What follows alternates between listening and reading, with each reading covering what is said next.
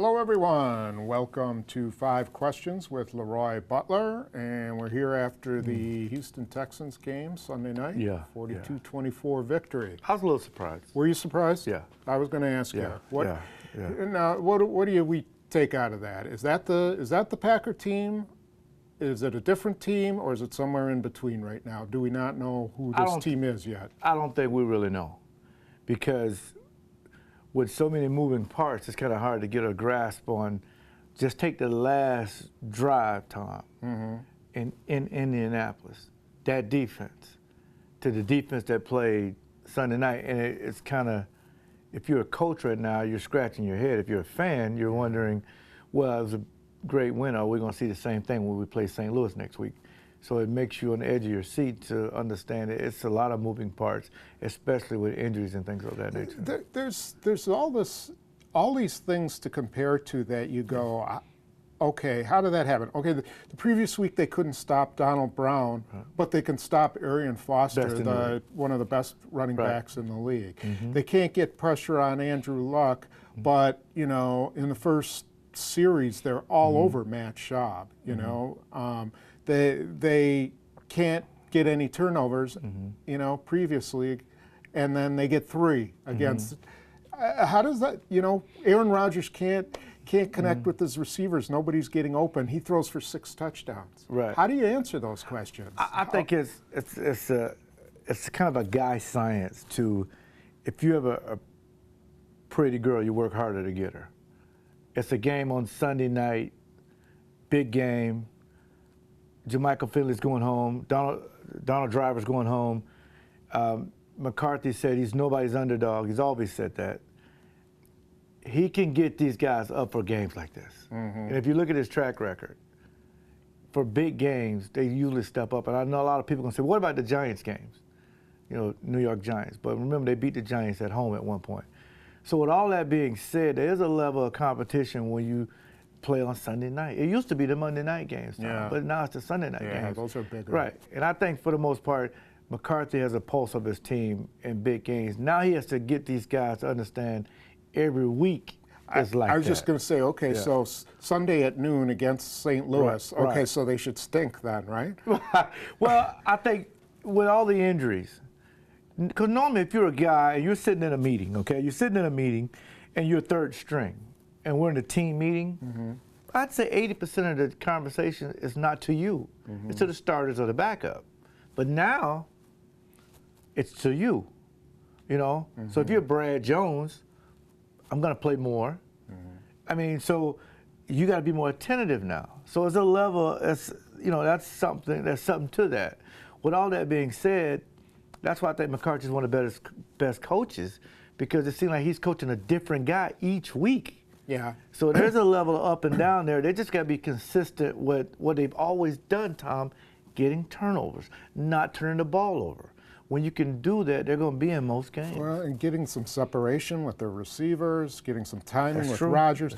Now, to me, this week is a huge test because, okay, can you sustain whatever it was you built against Houston, against St. Louis, or do you go back to being the old team? You can even throw in Jacksonville the next 2 games. Yeah, and Arizona after that. And Arizona, yeah. But let's talk about Aaron Rodgers. Yeah.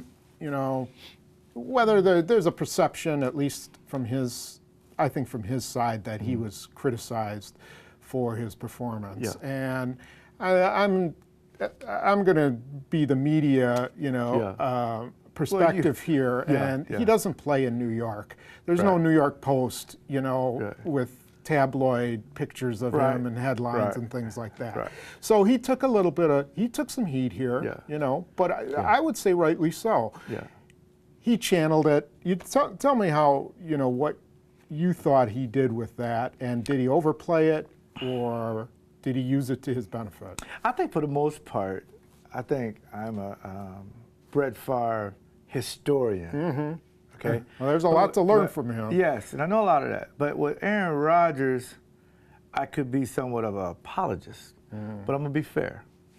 When you say that paraphrasing, that the media gets into your locker room and kind of pulls you apart, and then you also say, Well, I don't necessarily read that stuff. But when you're asked, how does it affect you, or what do you say to your critics, you tell them basically to be quiet. That means you do have rabbit ears. Mm-hmm.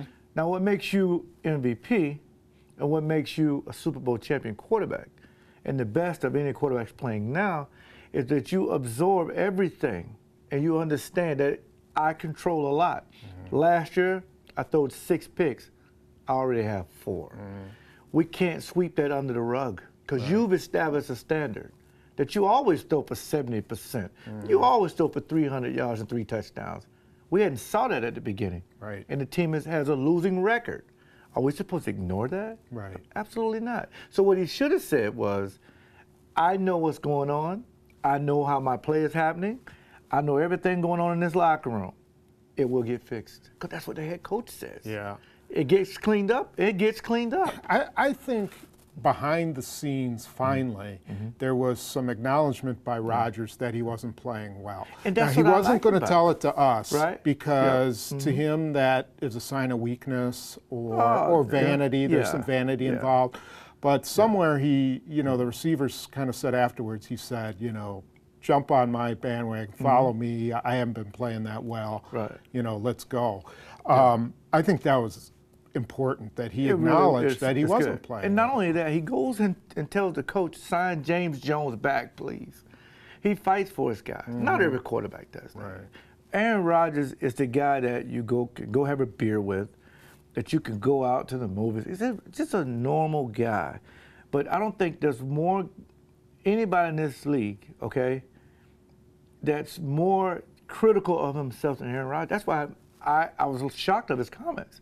Because you should welcome the critics, because you can always silence them by your right arm. Right. And we're going to talk about a play in X's and O's. Stay tuned for that. A throw that he made, I think most quarterbacks wouldn't have guts enough to throw. Right. So he has to value that. Yeah, and it's one of the first times we've seen him really pull the trigger on something that's what I'm saying. like that. Pull That's the trigger. The guy he was. Do the belt. Have fun.